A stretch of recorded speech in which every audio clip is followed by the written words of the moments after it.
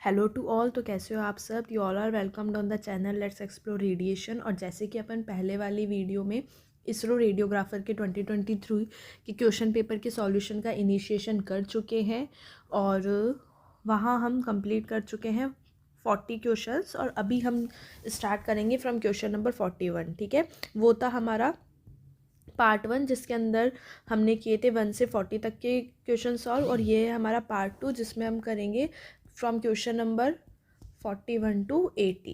ठीक है, तो क्वेश्चन शुरू करने से पहले मैं आपको एक और इम्पॉर्टेंट इन्फॉर्मेशन शेयर कर देती हूँ। जो भी ऐसे स्टूडेंट है जो तैयारी कर रहे हैं रेडियोग्राफर के कंपटीशन एग्ज़ाम की, चाहे वो एग्ज़ाम है स्टेट लेवल का या सेंट्रल लेवल का, तो बिल्कुल रेडियोलॉजी का कंप्लीट कोर्स बाय कर सकते हैं एस्पायरेंट्स का, जिसका लिंक आपको नीचे डिस्क्रिप्शन में मिल जाएगा। Free for all, first 7 days के लिए ये बिल्कुल फ्री रहेगा आपके लिए। सारे एग्जाम के test paper, MCQ PDF, topic wise content, one liner doubts, one liner solution, chat doubt support, ये सब आपके लिए फ्री रहेगा फॉर 7 डेज़। ठीक है, और अगर आपको 7 डेज़ में अच्छा लगता है बाय करने जैसा तो आप बाय कर सकते हो। बाय उसकी प्राइस भी सिर्फ 399 है, और अगर आप कोड लगाते हो रेडिएशन तो आपको इसमें भी 5% ऑफ मिलेगा। तो बिल्कुल डिस्क्रिप्शन पे जाओ, लिंक आपको वहाँ मिलेगी, वहाँ से जाके एस्पायरेंट्स का ऐप डाउनलोड करके बिल्कुल ये फ्री कोर्स का आनंद उठाना ना भूले। ठीक है, तो स्टार्ट करते हैं हम क्वेश्चन को फ्रॉम क्वेश्चन नंबर 41। तो क्वेश्चन नंबर 41 बोल रहा है, what position of the elbow best demonstrate the olecranon process. Elbow की कौन सी पोजीशन ऑल्करॉन प्रोसेस को बहुत अच्छे से डेमोन्स्ट्रेट करेगी? AP view, true lateral view, axial view या फिर ऑब्लिक व्यू। तो क्या हो जाएगा आंसर इसका कि भाई कौन सी पोजीशन डेमोन्स्ट्रेट करेगी ऑल्करॉन प्रोसेस को एल्बो की? तो हम क्या देखेंगे भाई? True lateral. ठीक है, ट्रू लैटरल। इसके अंदर जो ऑल्करॉन प्रोसेस है वो बेस्ट प्रोफाइल में रहता है, बेस्ट प्रोफाइल में रहेगा। तो इसका आंसर क्या हो जाएगा? Option number B. हम बात करें AP व्यू की, तो भाई AP व्यू क्यों नहीं है बेस्ट? क्योंकि AP व्यू के अंदर जो ऑल्करॉन है वो सुपर इम्पोज हो जाएगा डिस्टल ह्यूमरस से। ठीक है, superimpose with distal humerus.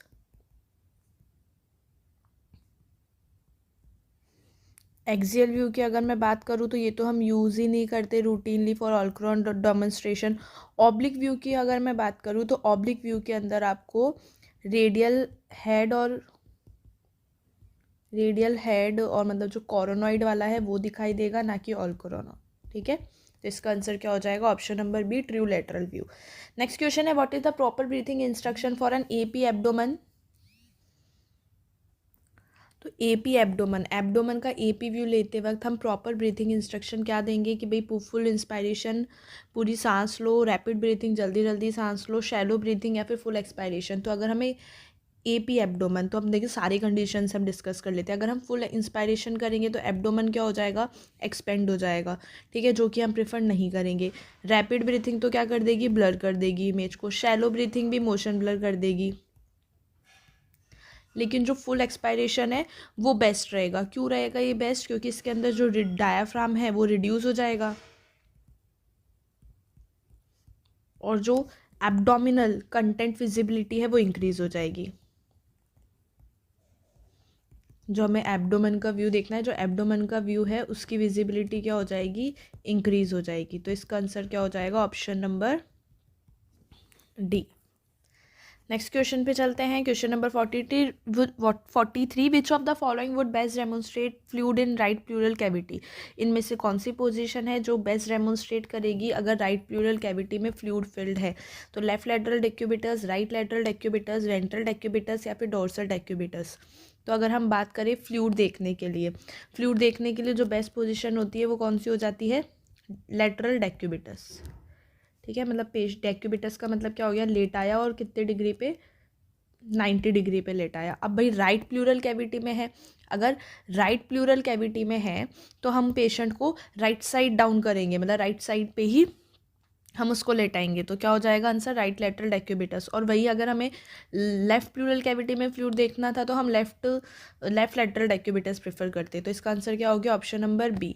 तो राइट, ठीक है, वेंट्रल डेक्यूबिटस तो प्रोन हो गया, पर्पसफुली नहीं है यहाँ पे, और डोर्सल भी सुपाइन नॉट आइडियल, लेटरल चाहिए था हमें डेक्यूबिटस। नेक्स्ट क्वेश्चन है हमारा, the patient chin should be elevated during chest radiography 2। हम क्या करते हैं, जब हम चेस्ट का एक्सरे लेते हैं तो क्या करते हैं, पेशेंट की चिन को हम एलिवेट करवाते हैं, क्यों, avoid superimposition on the apices, keep mid sagittal plane parallel, reduce patient motion या रिड्यूस पेशेंट डोज। तो क्या हो जाएगा इसका आंसर, बिल्कुल कि जो एपिसेस है हमारी लंग के वो सुपर इम्पोज ना हो, avoid superimposition on the एपिसेस, ठीक है, क्या वो सुपर इम्पोजिशन ना हो चिन की वजह से, तो हम क्या करते हैं, चिन को एलिवेट करवा देते हैं। नेक्स्ट क्वेश्चन है, अगर हम एलिवेट नहीं करवाएंगे तो चिन क्या करेगा, चिन क्या करेगा, ब्लॉक कर देगा लंग एपिसेस के व्यू को। नेक्स्ट क्वेश्चन है question number 45, the 10 days rule is applicable to. जो 10 days रूल है वो किस पे अप्लाई होते हैं, the first 10 days following the caseation of menstruation, the first 10 days following the onset of menstruation, the first 10 days preceding the onset of menstruation, या फिर 14 days before menstruation। तो क्या होता है भाई, 10 days रूल एप्लीकेबल होता है the first 10 days following the onset of menstruation. भाई ये क्यों, क्योंकि यहाँ पे जो प्रेगनेंसी का चांस होता है वो क्या होता है, लोवेस्ट, ठीक है, लोवेस्ट चांस ऑफ प्रेगनेंसी। अच्छा, अब जो 10 days रूल है वो रिप्लेस हो गया है किससे, 28 days रूल से। नेक्स्ट क्वेश्चन पे चलते हैं, in India which of the following is most significant in the development of radiation protection standard.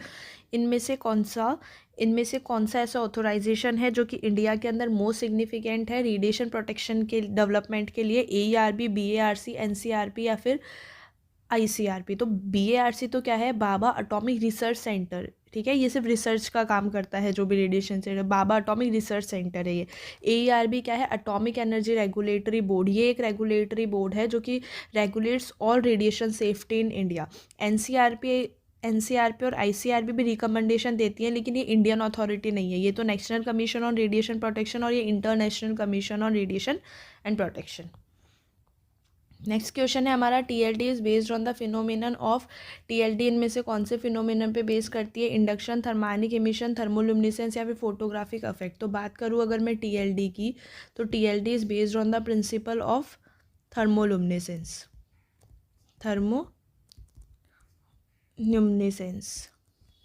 That is option number C. क्या होता है भाई, इसके अंदर क्रिस्टल्स ने, जो इसके अंदर जो हम क्रिस्टल्स यूज़ कर रहे हैं, जैसे कि मान लो Li लिथियम फ्लोराइड क्रिस्टल है, क्रिस्टल ने एनर्जी स्टोर करी, और जब हमने इसको हीट करा, TLD को हीट करा, तो ये जो स्टोर्ड एनर्जी वाले क्रिस्टल्स है वो रिलीज हुए एज लाइट, ठीक है, रिलीज एज लाइट। इसको क्या बोल देते हैं हम, थर्मोल्यूमिनेसेंस प्रोसेस। मतलब जब हमने हीट किया तो जो स्टोर एनर्जी है वो लाइट के फॉर्म में इमिट हुई। नेक्स्ट क्वेश्चन है हमारा, MCU की फुल फॉर्म क्या हो जाती है। तो भाई MCU क्या हो जाता है, मिक्चुरेटिंग सिस्टोयूरेथ्रोग्राफी। कौन सा ऑप्शन है, micturating cystourethrography, that is option number C. क्या स्टडी करते हैं मेनली MCU के अंदर, हम स्टडी करते हैं वेसिको मेनली की, जो MCU है वो किया जाता है वेसिको यूरेट्रल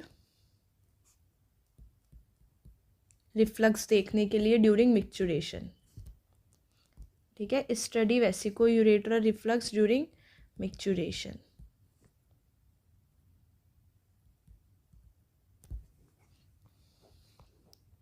नेक्स्ट क्वेश्चन है, the primary factor that limits the maximum MA that can be use during a radiographic exposure is. जो प्राइमरी फैक्टर है जो कि मैक्सिमम MA को लिमिट करेगा, जो कि यूज़ कर सकते हैं हम ड्यूरिंग रेडियोग्राफिक एक्सपोजर, वो क्या है, anode angle, focal spot size, cathode temperature या फिर एक्सपोजर टाइम। तो भाई हाइयर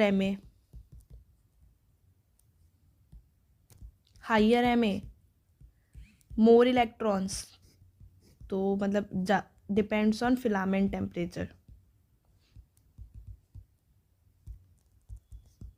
मैक्सिमम MA की बात कर रहा है, मतलब जो क्वांटिटी है, ठीक है, जो क्वांटिटी है वो प्राइमरी फैक्टर कौन सा है जो कि क्वांटिटी ऑफ एक्सरेज को लिमिट कर सकता है ड्यूरिंग अ रेडियोग्राफिक एक्सपोजर? तो ये किस पे हो जाएगा? Filament temperature. फिलामेंट किस में प्रेजेंट होता है?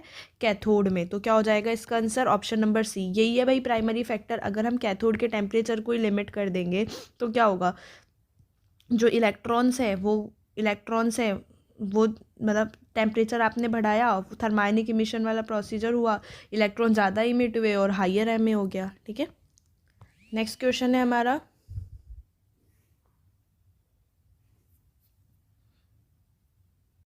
Question number 50। All the following are potential advantage of using higher K 90 rather than 17 radiography except. क्या बोल रहा है क्वेश्चन? अगर हम 70 की जगह 90 केवीपी यूज़ कर रहे हैं रेडियोग्राफी के अंदर तो सारे ही उसके एडवांटेज है सिवाय एक को छोड़ के। इंक्रीज पेशेंट एक्सपोजर बढ़ जाएगा। Reduce X-ray tube heating reduce हो जाएगी। Shorter exposure time, decrease area contrast. अब क्या बोल रहा है भाई? सारे ही एडवांटेज है लेकिन कौन सा एडवांटेज नहीं है? तो भाई एक्सरे ट्यूब हीटिंग रिड्यूस हुई तो अच्छा है। शॉर्टर एक्सपोजर टाइम है, ठीक है, शॉर्टर एक्सपोजर टाइम है तो वो भी अच्छा है। डिक्रीज एरिया कॉन्ट्रास्ट बिल्कुल सही है। इंक्रीज पेशेंट एक्सपोजर, पहली बात तो ये एडवांटेज है ही नहीं, ये डिसएडवांटेज है। क्या हो रहा है भाई? केवीपी ज़्यादा है, ठीक है, केवीपी ज़्यादा है, ठीक है। अगर केवीपी ज़्यादा है तो क्या हो जाएगा? पेनिट्रेशन ज़्यादा होगा। पेनिट्रेशन ज़्यादा हुआ तो मतलब अब एक्सरे क्या हुई? पेशेंट की बॉडी से पेनिट्रेट हो गई तो जो पेशेंट एक्सपोजर है वो तो क्या हो जाएगा? कम हो जाएगा। ठीक है, तो क्या हो जाएगा इसका answer? Option number A. Next question है हमारा, in the adult the spinal cord usually ends at the level of which ever vertebra. एडल्ट्स के अंदर जो स्पाइनल कॉर्ड है वो कौन से लेवल पे एंड हो जाती है? तो कहाँ एंड होती है? L1 पे। That is option number A. Next question है, the cochlea is located within the which bone. ठीक है, जो कॉक्लिया है वो कौन सी बोन में लोकेटेड होती है? Frontal, occipital, temporal, sphenoid. तो जो कॉक्लिया है वो लोकेटेड होती है टेम्पोरल बोन में। जो इनर ईयर स्ट्रक्चर्स हैं, ठीक है, इनर ईयर जो स्ट्रक्चर्स हैं वो टेम्पोरल बोन में लोकेटेड होते हैं। नेक्स्ट क्वेश्चन बोल रहा है, X-ray generator produce radiation through. जो एक्सरे जनरेटर है वो रेडिएशन प्रोड्यूस कर रहे हैं कौन से प्रोसेस से? ब्रेमस्लंग, केशियल emission process, both A and B, या फिर नाइदर ए और बी। तो अगर हम बात करें एक्सरे जनरेटर की तो वो दोनों ही प्रोसेस से रेडिएशन प्रोड्यूस कर रहा है। केशियल एमिशन प्रोसेस तो कौन सा हो गया? जो कैरेक्टरिस्टिक रेडिएशन जहाँ से निकल रही है, ठीक है, यहाँ से कैरेक्टरिस्टिक रेडिएशन निकल रही है और यहाँ से ब्रेमस्लंग, लेकिन डिफरेंस क्या हो जाता है भाई? मेजरली तो ये निकलेगी और ये क्या हो जाती है? माइनर। ठीक है, मेजर कौन सी निकलती है? ब्रेमस्लंग रेडिएशन। नेक्स्ट क्वेश्चन है हमारा, increasing the magnetic field in MRI. अगर हम एमआरआई के अंदर मैग्नेटिक फील्ड बढ़ा देते हैं तो क्या होगा? Less susceptibility artifact, reduce the risk of tissue heating, increases the signal to noise, reduces the danger from metallic projectile. तो क्या हो जाएगा? अगर हम मैग्नेटिक फील्ड इंक्रीज करेंगे तो जो सिग्नल टू नॉइज़ है, ठीक है, सिग्नल टू नॉइज़ रेशियो है वो क्या हो जाएगा? इंक्रीज़ हो जाएगा। ठीक है, हाइयर टेस्ला बेटर सिग्नल। तो अगर मैग्नेटिक फील्ड ज़्यादा है तो जो सिग्नल टू नॉइज़ है वो भी क्या हो जाएगा? बढ़ जाएगा। Option number C. Next question है, Newton's inverse square law is useful in radiography because it indicates how the radiation intensity is affected by. Newton's का जो इनवर्स स्क्वायर लॉ है वो रेडिएशन में अफेक्टिव क्यों है? ये क्या बताता है कि जो रेडिएशन इंटेंसिटी है वो किसके अफेक्ट होती है? तो भाई radiation intensity is inversely proportional to distance from the source का स्क्वायर। तो क्या हो जाएगा आंसर इसका? Option number B. Next question है, as an ultrasound pulse moves through tissue in a patient's body, it will undergo a change of all of the following except। क्या बोल रहा है क्वेश्चन? अगर अल्ट्रासाउंड पल्स जो है वो मूव कर रही है थ्रू टिश्यू, ठीक है, पेशेंट की बॉडी में जो अल्ट्रासाउंड पल्स है वो मूव कर रही है through tissue, it will undergo a change of all of the following except. जब भी अल्ट्रासाउंड पल्स पेशेंट की बॉडी से टिश्यू से होकर गुजर रही है तो सब चेंज होगा सिवाय किसको छोड़ के? Frequency, amplitude, energy, physical size या फिर इंटेंसिटी। तो जो फ्रिक्वेंसी है, frequency remains constant in tissue, ये याद रखना, frequency remains constant in tissue. तो क्या हो जाएगा इसका आंसर? ऑप्शन नंबर ए।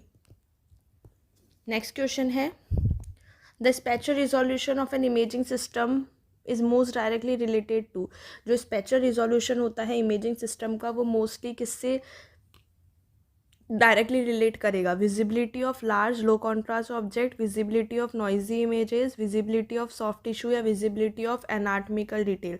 तो अगर हम बात करें स्पेक्ट्रल रिजोल्यूशन की, तो स्पेक्ट्रल रिजोल्यूशन जितना अच्छा है उतनी हमें स्मॉल डिटेल विजिबिलिटी, हमें मतलब जो डिटेल्ड एक्सप्लेनेशन है वो हमें उतनी ज़्यादा मिलेगी। किसकी? विजिबिलिटी ऑफ एनाटॉमिकल डिटेल, ठीक है।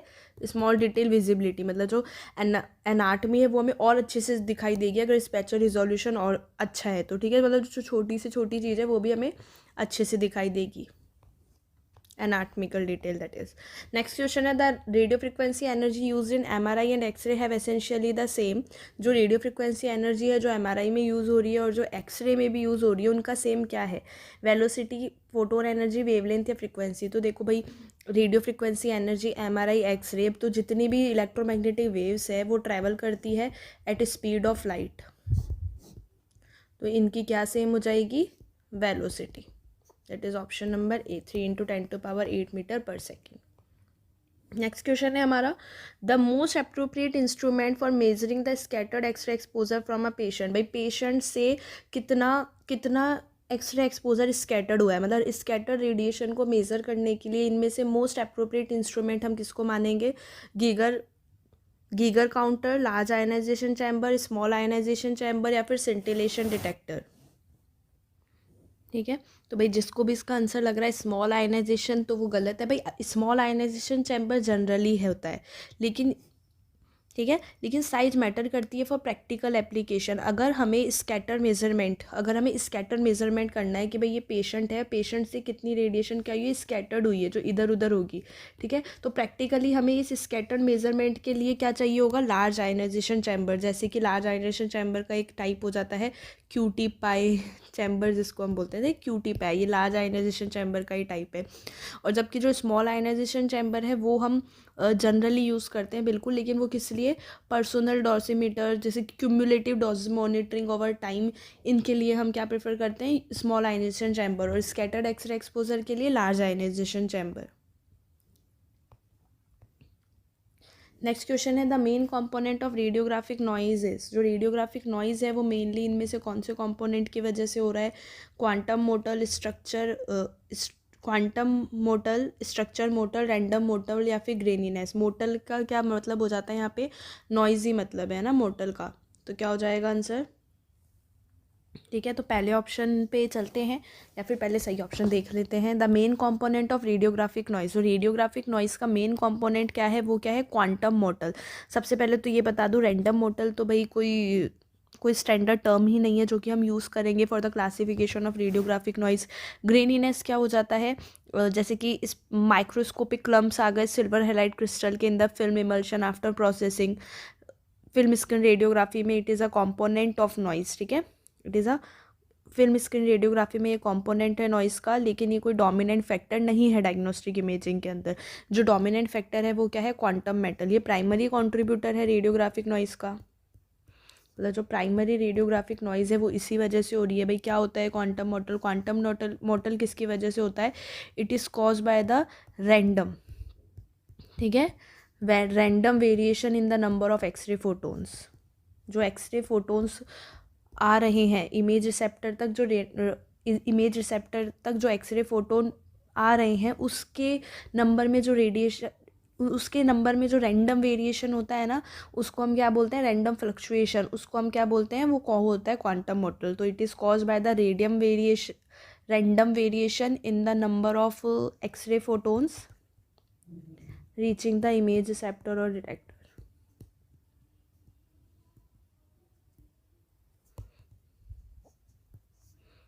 जैसे कि देखते हैं ना कैसे होगा। जैसे कि मान लो बहुत ही फ्यू फोटोन्स, ठीक है, बहुत ही कम फोटोन्स यूज़ हुए हैं।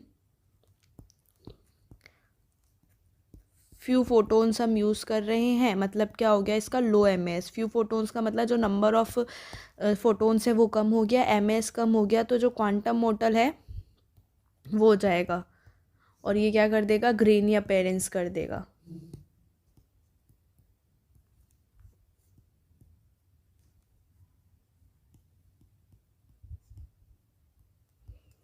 ठीक है। तो अनडिज़ायरेबल फ्लक्चुएशन जो हो जाएगा optical density on an image, उसकी वजह से क्या हो जाएगा हमारे क्वांटम मॉडल। तो क्वांटम मॉडल किसकी वजह से हो रहा है मेनली, अब जो रैंडम, ठीक है, अब जो अनडिज़ायरेबल फ्लक्चुएशन हो रहा है ऑप्टिकल डेंसिटी का, वो किसकी वजह से हो रहा है, जो एक्सरे फोटोस इमेज रिसेप्टर तक पहुंच रहे हैं उनमें ही रैंडम वेरिएशन हो गया। इसको हम क्या बोलते हैं, क्वांटम मेटल। स्ट्रक्चर मॉडल भी हम देख लेते हैं क्या होता है।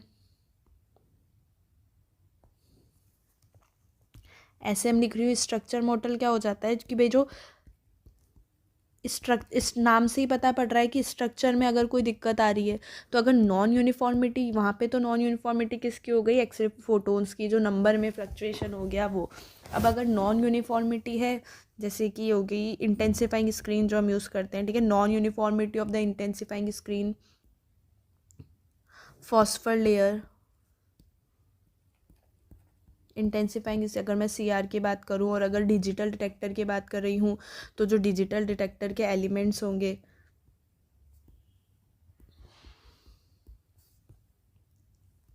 ठीक है, अगर इनमें नॉन यूनिफॉर्मिटी है, इसके स्ट्रक्चर में अगर कोई नॉन यूनिफॉर्मिटी है, जैसे कि इंटेंसिफाइंग स्क्रीन फॉस्फर लेयर का हो गया, डिजिटल डिटेक्टर एलिमेंट्स का हो गया, तो उसको हम क्या बोलते हैं, स्ट्रक्चर मॉडल। लेकिन ये नेग्लिजिबल होता है, बहुत ही कम केसेस में होता है, और नेग्लिजिबल होगा अगर हम इसको कंपेयर कर देंगे क्वांटम मॉडल से, क्योंकि क्वांटम मॉडल तो मोस्ट कॉमन है, प्राइमरी कंट्रीब्यूटर है रेडियोग्राफिक नॉइस का। इसकी वजह से क्या हो जाती है, इमेज ग्रे फिल्म ग्रेनीनेस कहता हूँ, मतलब नॉइस क्रिएट हो जाता है इमेज के अंदर, ऑप्टिकल डेंसिटी डिक्रीज हो जाती है इमेज की। नेक्स्ट क्वेश्चन है, under the ionising radiation regulation the annual dose limit for adult worker. तो एडल्ट वर्कर के लिए जो डोज लिमिट है वो कितनी है, 20 millisievert according to AERP। Next question है, absorb dose is measured in. Absorb dose को हम कौन सी यूनिट में मेजर करते हैं, तो बिल्कुल gray, 1 gray is equal to 1 joule per kg and 1 gray is equal to 100 radiation absorb dose. तो जो ये ऐसा यूनिट है एब्जॉर्ब डोज की, वो तो क्या है, ग्रे। और अगर मैं बात करूँ कन्वेंशनल यूनिट की, तो वो क्या है, रेडिएशन एब्जॉर्ब डोज, कन्वेंशनल या फिर जो ओल्ड यूनिट है। नेक्स्ट है, 1 rad is equal to the, तो वही हमने देख लिया अभी ऊपर वाले क्वेश्चन में, 1 gray is equal to 100 rad, तो 1 रेड इज इक्वल टू कितना हो गया, 0.01 ग्रे। तो that is option number B. Next question है, in the photoelectric effect. Photoelectric effect के अंदर क्या हो रहा है, गामा रे स्कैटर्ड हो रहे हैं, सारे गामा रे एनर्जी ट्रांसफर हो रही है फोटो इलेक्ट्रॉन को। Fluorescent x ray emission never result none of the above. तो फोटो इलेक्ट्रिक अफेक्ट के अंदर क्या हो रहा है, ये गामा रे मेंशन कर रखा है कि भाई गामा रे स्कैटर्ड हो रही है। देखो स्कैटरिंग तो होती ही नहीं है, हम ये देख लेते हैं ऑल द एनर्जी, ठीक है, जो भी एनर्जी हमारे पास वो सारी क्या हो जाती है, इसमें फोटो इलेक्ट्रॉन में ट्रांसफर्ड हो जाती है, ठीक है। All the energy transfer to the photoelectron, मतलब कंप्लीट एनर्जी का एब्जॉर्प्शन हो जाता है। कि स्कैटरिंग तो किस में हो रही है, कॉम्पटोन के अंदर। फोटो इलेक्ट्रिक अफेक्ट के अंदर क्या हो रही है, जितनी भी एनर्जी है इनकमिंग फोटोन के पास, वो ट्रांसफर किसको हो जाएगी, अब वो इनकमिंग एनर्जी गामा रे है जो भी है, ठीक है, जो वो एनर्जी किसके पास गई, फोटो इलेक्ट्रॉन के पास। फोटो इलेक्ट्रॉन कौन सा होता है, जो इनर मोस्ट के शेल इलेक्ट्रॉन के साथ ये इंटरेक्ट करता है, तो उसका जो इलेक्ट्रॉन है उसको इसने पूरी एनर्जी दे दी, और वो एनर्जी लेके जो इनर मोस्ट शेल इलेक्ट्रॉन है वो बाहर निकल गया। और जब वो बाहर निकलेगा उसी दौरान अगर कोई, ठीक है, अगर उसी दौरान जो अंदर वाली स्पेस है वो वेकेंट हो गई, उस वेकेंट स्पेस को भरने के लिए आउटर शेल आएगा। फिर जो outer shell innermost shell में अपनी खाली जगह भरने जा रहा है, तो उस टाइम पे जो रेडिएशन प्रोड्यूस होगी वो क्या हो जाती है, कैरेक्टरिस्टिक रेडिएशन। ये मैंने बिल्कुल डीपली में फोटो इलेक्ट्रिक इफेक्ट बता दिया, but still I am gonna make a video on interaction of radiation with matter, तो उसमें बड़ा अच्छे से समझा दूंगी। अभी तो बस हम इस क्वेश्चन पे ही फोकस करते हैं, उसमें अपन अच्छे से देखेंगे। अभी इसलिए मैंने लिखा नहीं है, ये सिर्फ बोला ही है, जिससे कि क्वेश्चंस के बीच में आपका वो क्वेश्चन से बिल्कुल हटके नहीं जाओ, ठीक है। तो ये टॉपिक बिल्कुल, इस टॉपिक पे अलग से मैं वीडियो बना दूंगी। रेडियो बायोलॉजी हो गया, इंटरेक्शन हो गया, और सून, क्योंकि प्रीवियस ईयर क्वेश्चन की सीरीज़ धीरे धीरे ऑलमोस्ट हमारी वो तो चल ही रही है, अब हम टॉपिक वाइज MCQs भी शुरू करेंगे इसलिए। तो फोटो इलेक्ट्रिक अफेक्ट के अंदर क्या हो रहा है भाई, जितनी भी इनकमिंग एनर्जी है वो ट्रांसफर, जितनी भी इनकमिंग फोटोन की एनर्जी है वो सारी किसको ट्रांसफर हो जाएगी, फोटो इलेक्ट्रॉन को, जिसके साथ वो इंटरेक्ट करेगा। फोटो इलेक्ट्रॉन कौन से हो जाता है मोस्टली, इसके अंदर जो फोटो इलेक्ट्रॉन है वो कौन सा हो जाता है, इनर मोस्ट इलेक्ट्रॉन जो होता है, innermost shell electron of an atom. Next question है the intensity of the x-ray beam that leaves the x-ray tube is not uniform throughout all portion of the beam, this is called. कि भाई जो intensity है x ray beam की वो same नहीं रहती है सारे पोर्शंस पे, वो कौन सा अफेक्ट बोलता है? Heal affect, thermionic, stray radiation या फिर ट्यूब रेटिंग? तो बिल्कुल हील अफेक्ट, ठीक है। नेक्स्ट क्वेश्चन है why copper is use as an anode stem. हम as an anode stem copper को ही क्यों यूज़ कर रहे हैं? क्यों यूज़ कर रहे हैं भाई कॉपर को? ये क्योंकि ये हीट को क्या करता है, रिमूव करता है हीट को एफिशिएंटली। मतलब कि क्या है इसकी high thermal conductivity, that is option number A. Next question है which is not a method of radiation protection. इनमें से रेडिएशन प्रोटेक्शन का कौन सा मेथड नहीं है? तो क्या हो जाएगा? डोजीमीटर। डोजीमीटर क्या आता है? मेजरिंग के काम आता है, ना कि ये कोई मेथड है रेडिएशन प्रोटेक्शन का। रेडिएशन प्रोटेक्शन के मेथड कौन से? इनमें से time distance shielding. Next question है which device is use to improve radiographic quality by reducing scatter radiation. कौन सा डिवाइस है जो कि स्कैटर रेडिएशन रिमूव करके जो इमेज की क्वालिटी है उसको बढ़ाता है? X ray table, grid, film cassette या फिर ऑल ऑफ द अबाउ? तो बिल्कुल ग्रिड। ग्रिड क्या करता है?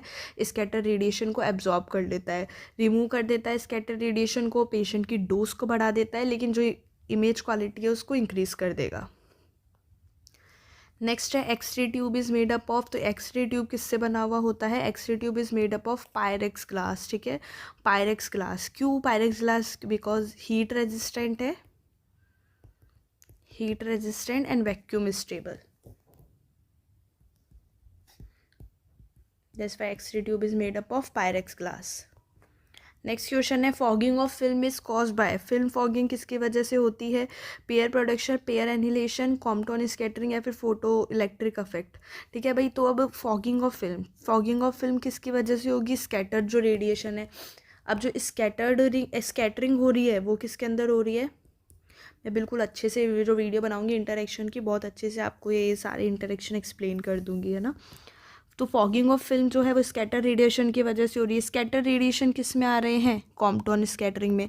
अब अगर स्कैटरिंग रेडिएशन क्या करती है? अनवांटेड डार्कनिंग करती है, ठीक है। अनवांटेड डार्क कर देगी फिल्म को, और इसे ही हम क्या बोल देते हैं? फॉगिंग ऑफ फिल्म, ठीक है। तो किसकी वजह से होगी? कॉम्पटन स्कैटरिंग की वजह से।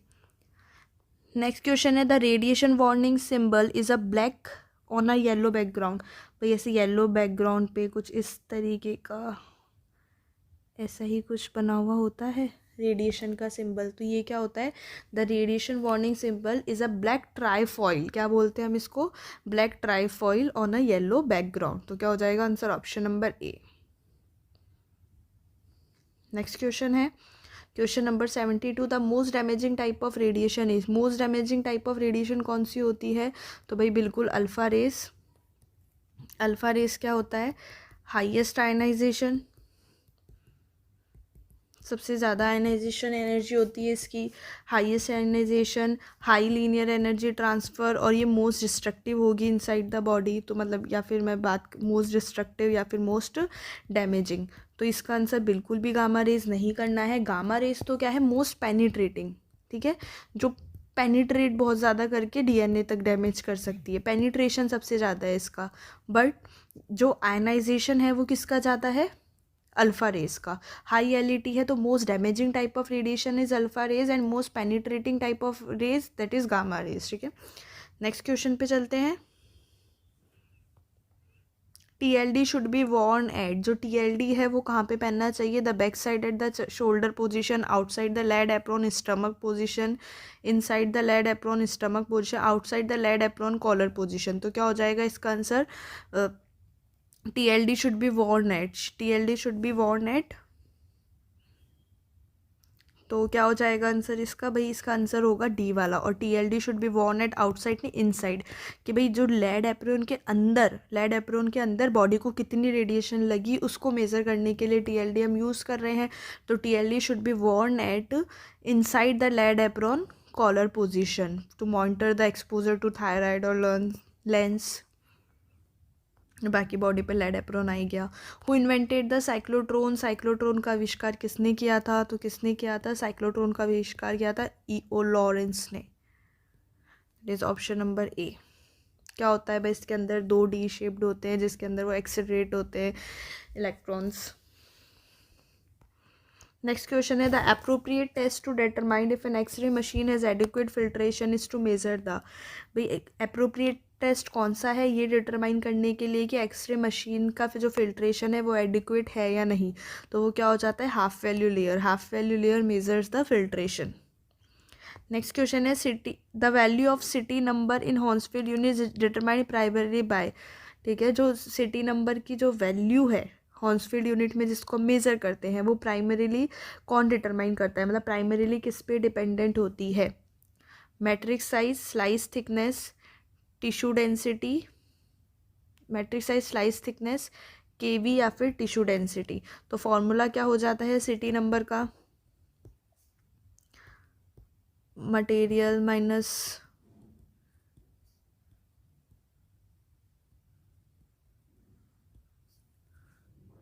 ठीक है, मटेरियल भाई वही हो जाता है टिश्यू हो जाता है ना, तो mu tissue minus mu water upon mu water into 100, mu क्या हो जाएगा लीनियर टेंशन कोफिशिएंट। तो ये किस पे डिपेंड करता है CT number, the value of CT number is primary determined by tissue density, that is option number D.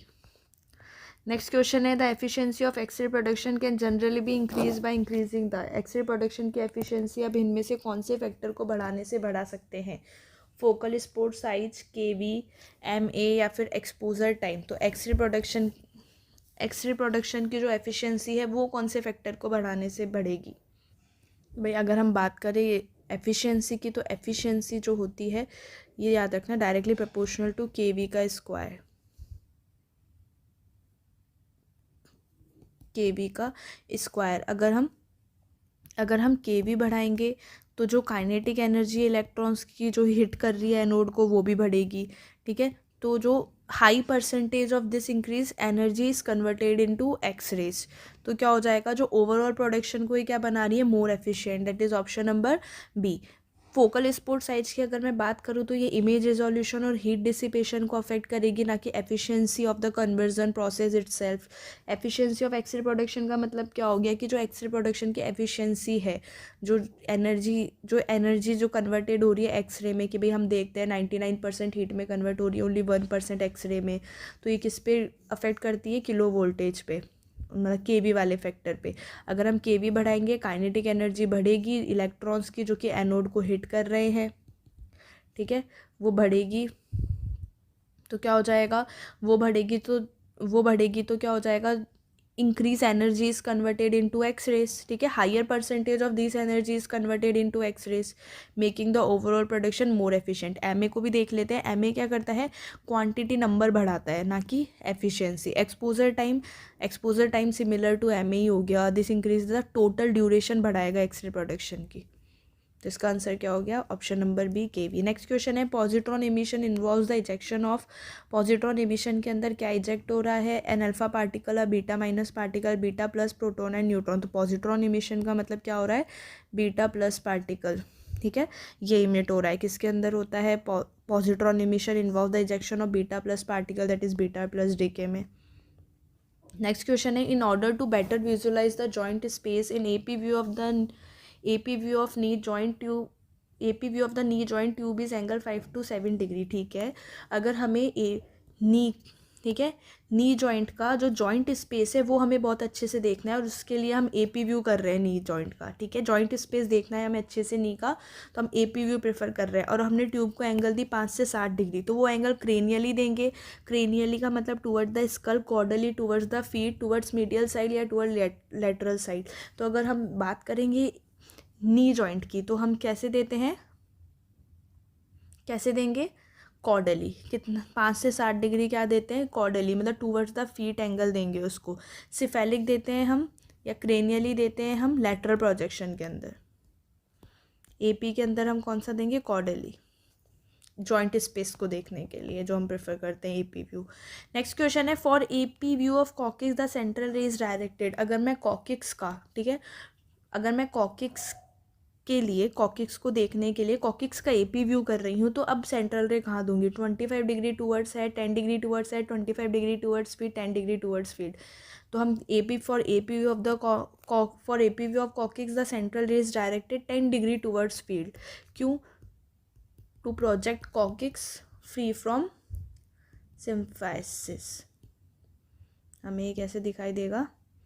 Symphysis से दूर, तो इसलिए हम कैसा देंगे सेंट्रल रे? 10 डिग्री टूवर्ड्स द फीट। ठीक है, क्लियर है? ठीक है, तो इस तरीके से इसरो रेडियोग्राफर के टोटल जो 2023 में उसका क्वेश्चन पेपर था, हमारा पेपर हुआ था, वो पूरा क्वेश्चन पेपर हम सॉल्व कर चुके हैं 2 पार्ट के अंदर। ठीक है, पहले पार्ट में पार्ट 1 जो अपलोड हो चुका है सुबह, उसके अंदर हमने देखे क्वेश्चन नंबर 1 से क्वेश्चन नंबर 40, और पार्ट 2 के अंदर हमने देखे question number 41 to question number 80। किसी भी क्वेश्चन से रिलेटेड कोई भी डाउट है तो please let me know in the comment section. Thanks for watching.